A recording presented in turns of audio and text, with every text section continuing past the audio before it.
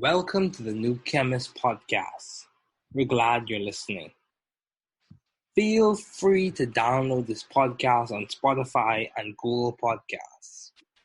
Here on the New Chemist, we discuss chemistry, which simply put is the science of change, as well as the other sciences, careers, community, research, and COVID-19. We're happy you're tuning in. My guest today is Dr. Delmar Larsen. Thanks for joining me today. It is good to hear from you. Just briefly, I'll inform my audience about you. Dr. Delmar Larsen is a professor in the Department of Chemistry at the University of California, Davis. Dr. Larsen received his PhD from the University of Chicago in chemistry and did postdoctoral stints at the Free University in Amsterdam studying biophysics and the University of Southern California studying chemistry. In 2005, Dr. Larsen moved to the University of California, Davis as an assistant professor.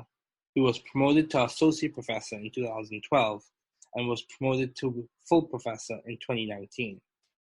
Dr. Larsen's current research interests extend across many scientific disciplines, including biophysics, physical chemistry, molecular biology, and computational modeling, with a common thread of investigating and characterizing rapid condensed phase dynamics. Dr. Larsen is the founder and director of the LibreText project, consisting of 12 independently operating and interconnected libraries that focus on augmenting post-secondary education in specific fields in both the STEM fields, the social sciences, and the humanities. Please welcome Dr. Larsen.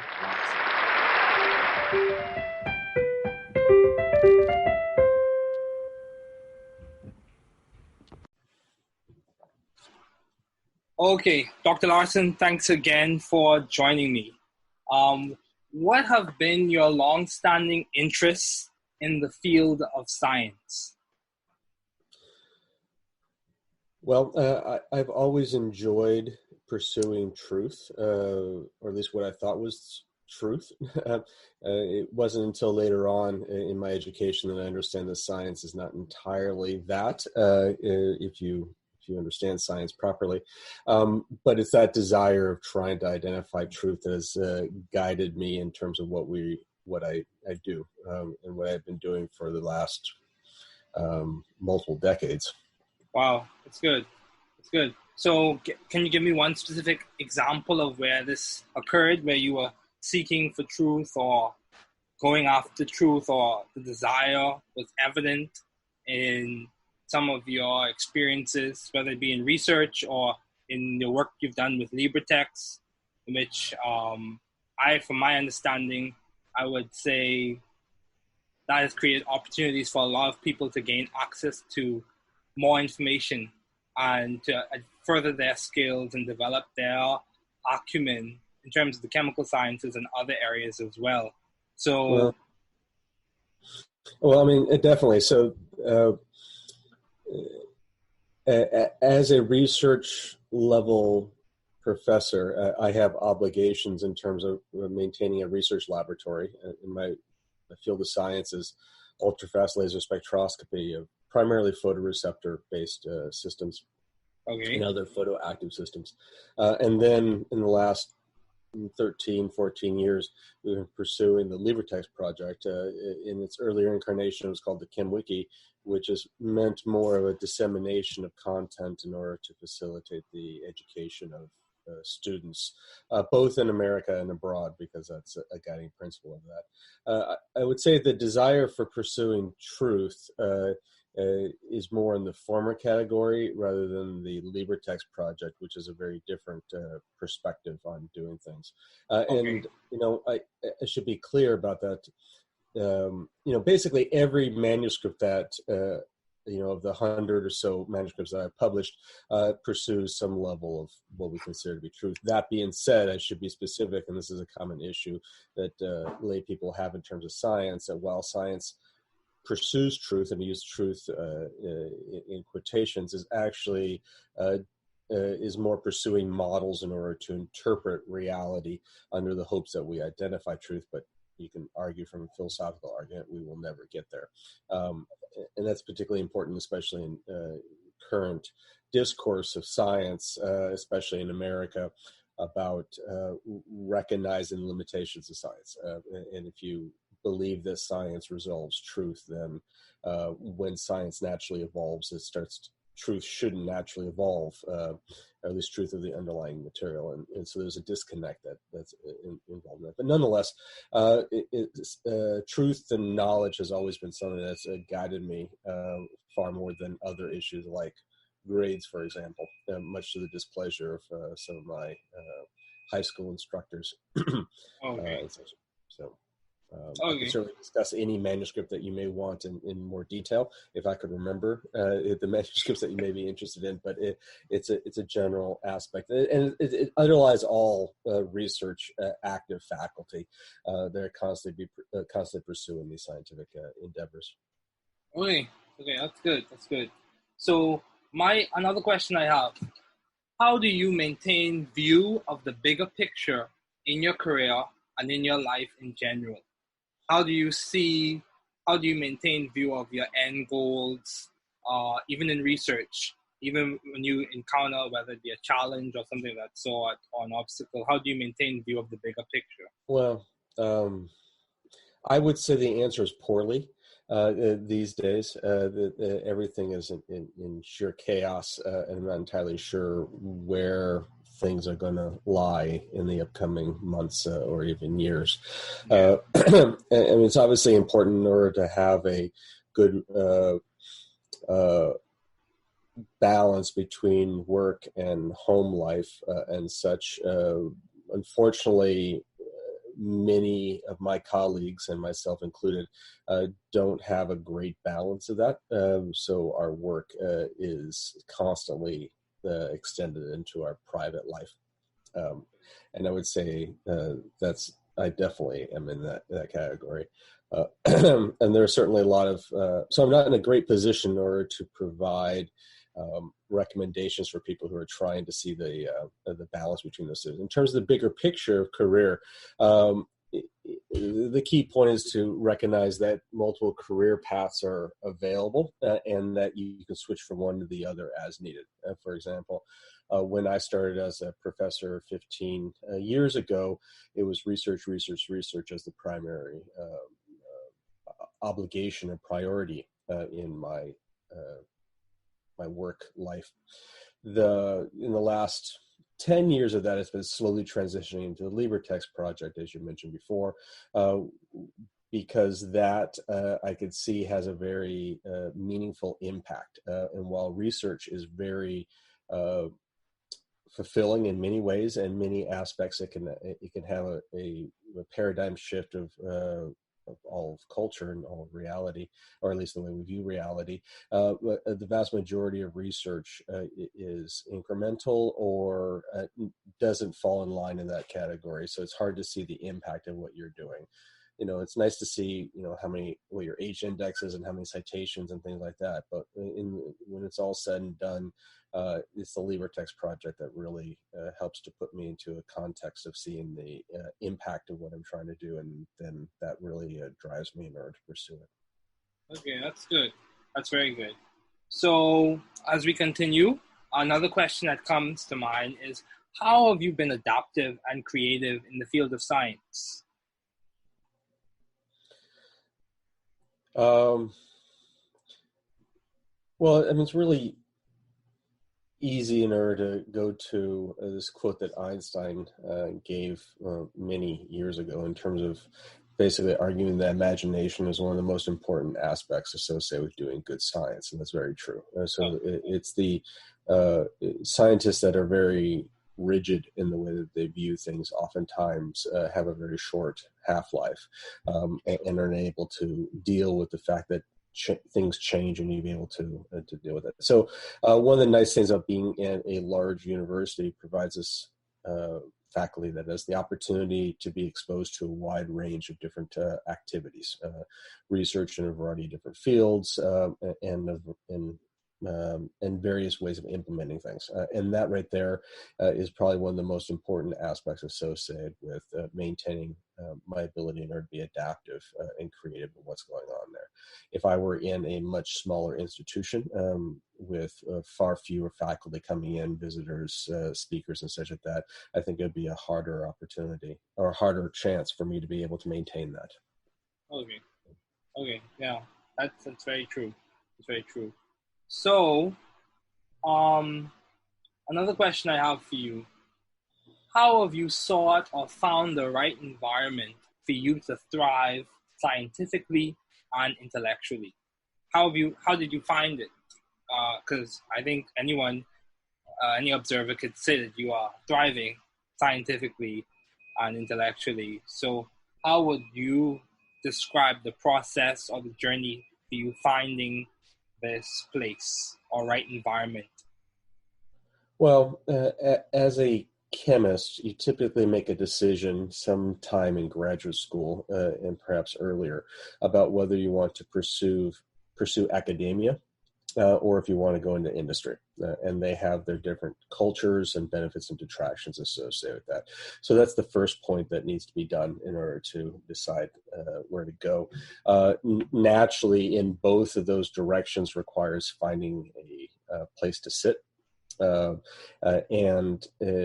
When it comes to academia, it actually turns out that there are, if you want to do research level at the R1 institution, there are a handful, multiple handfuls of departments that you can go to, and you go on the market and such, and you typically, if you're lucky, get a handful of offers that you're able to work from, and then you're largely stationary for a period of time, so you don't have a lot of flexibility.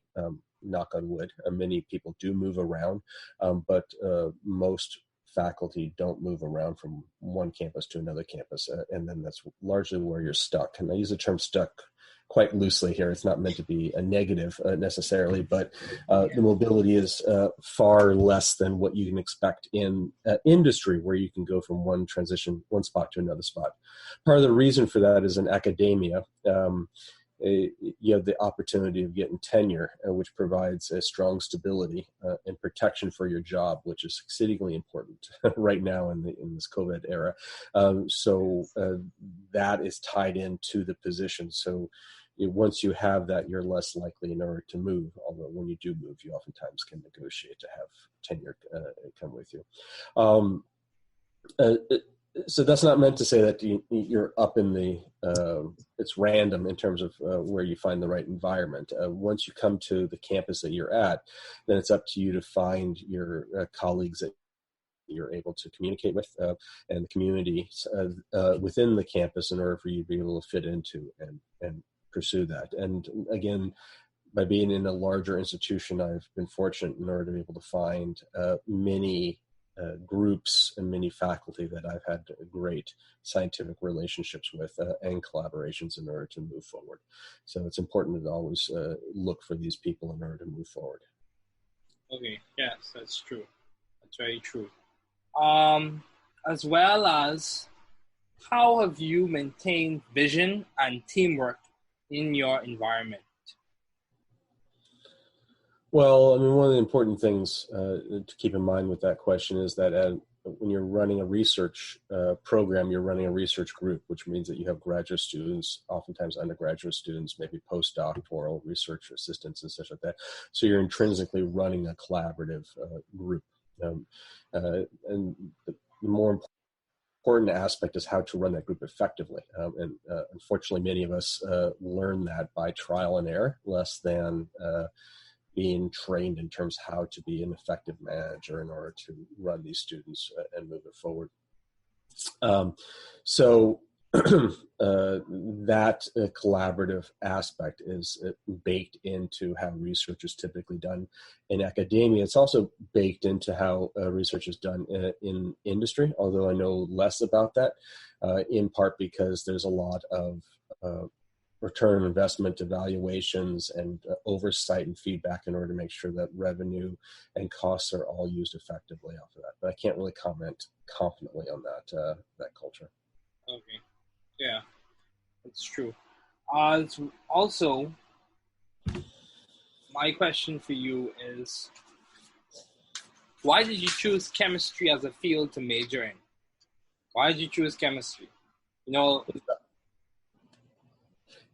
it's always been chemistry for me. It's okay. never been a choice. So let me rephrase that. The biggest choice I had in college was what type of chemistry I was interested in.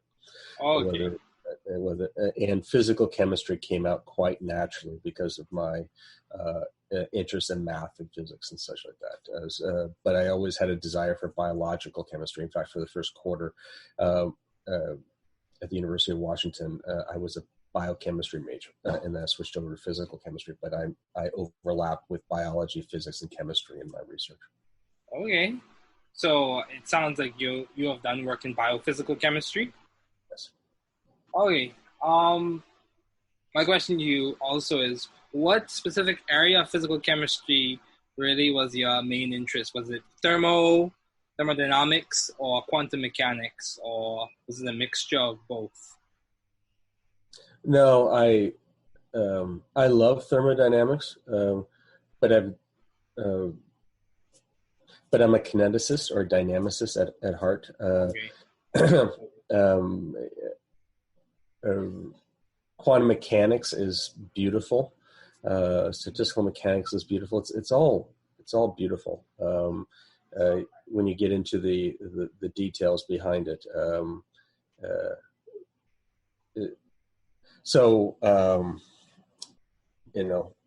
I was trained in graduate school as a dynamicist, and specifically an ultra-fast laser dynamicist. So I was interested in things that are happening on a femtosecond, picosecond, and nanosecond time scale. Before that, when I was an undergraduate, I was trained in a gas phase molecular beam helium cluster experiment with some mass spectrometry and a few other things associated with that. So I went from gas phase to condensed phase and transitioned from dynamics that are more energy resolved to dynamics that are temporally resolved. Okay. So you said it was always chemistry for you. So even in your doctoral studies, you didn't feel like changing your mind, or you didn't consider changing course? Well, if you talk to anyone who's gone through graduate school, typically, at least in America, which is on the average of about 5 years in order to get your PhD, you get the blues right around the third year. Okay. And that's when that's when you start looking at, do you really want to do this sort of thing? Now, the magnitude of the blues depends upon the healthiness of the relationship with your advisor and your colleagues in the group, and that is invariably related to the campus that you're in. So some campuses are less healthy than other campuses. Okay. But certainly I went through the blues in order to look at alternative options out there. But I stuck with it and moved forward, and quite happy that I did. Yeah, and you could see the fruits of your labor, the success, as we see right now. My last two questions for you. Do you have any advice to those wanting to pursue the field you are currently working in? Are you referring to ultrafast laser spectroscopy, to chemistry, academia specifically, or academia specifically? Specifically towards undergraduates and incoming graduate students and current graduate students, so students in general.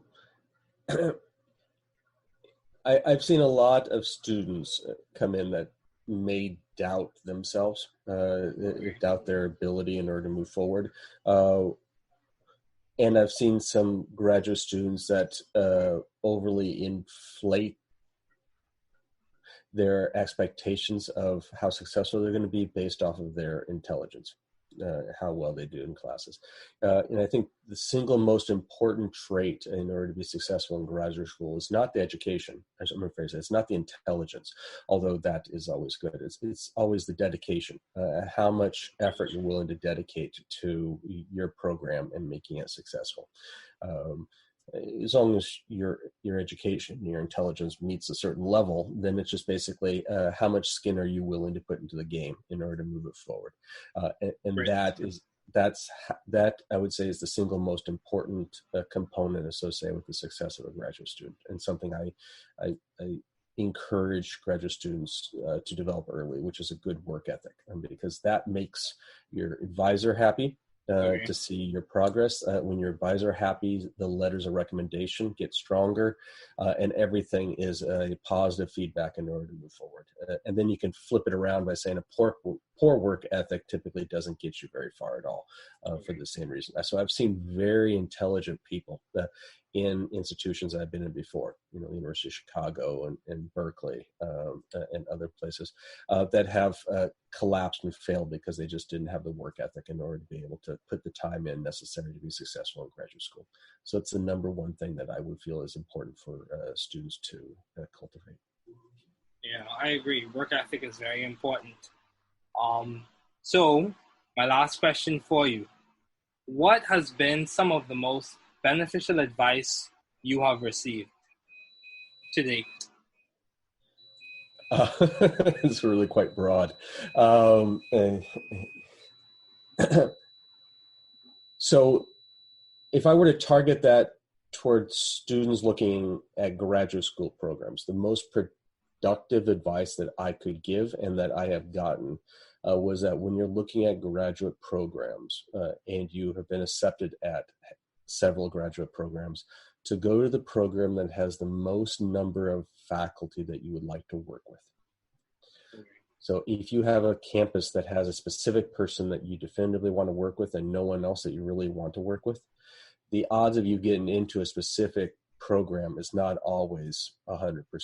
Only if there's a specific specific faculty member. So having the secondary options available are exceedingly important in order to be able to move forward. So all graduate program, of all advice for at that stage, that's the one I think that's most important in selecting graduate programs out there. Everything else is a function of the work ethic that I talked about before. You just continue on. You want to continue that and move that forward through every stage of what you're doing. At some point, so when you become a faculty member, you have flexibility to be able to guide your research in the ways that you want. And that's one of the aspects where the creativity that you brought up a while ago is exceedingly important in order to find out where you want your research to go. But that also gives you a bigger picture about, well, what do you want to do in your research, in your activities? And you have as a faculty, especially as a tenured faculty member in most American institutions, and I think most institutions abroad, you have a lot of freedom to decide about what you want to do. So, for example, you mentioned the LibreText project. That right there doesn't fold directly into this research active project that is encouraged for faculty in my position. Nonetheless, I had the utility, the freedom in order to be able to pursue it, and I pursued it quite aggressively, where it's taken even some of the work ethic that I was talking about away from my research, but that's because I value it at the same level as I value my research. So it's important to be flexible and be dynamic and pursue what you want to pursue when you have the opportunities in order to do so. Okay, that's good. That's very good. Thank you so much, Dr. Larsen, for joining me today. It is much appreciated. No worries. Sounds great.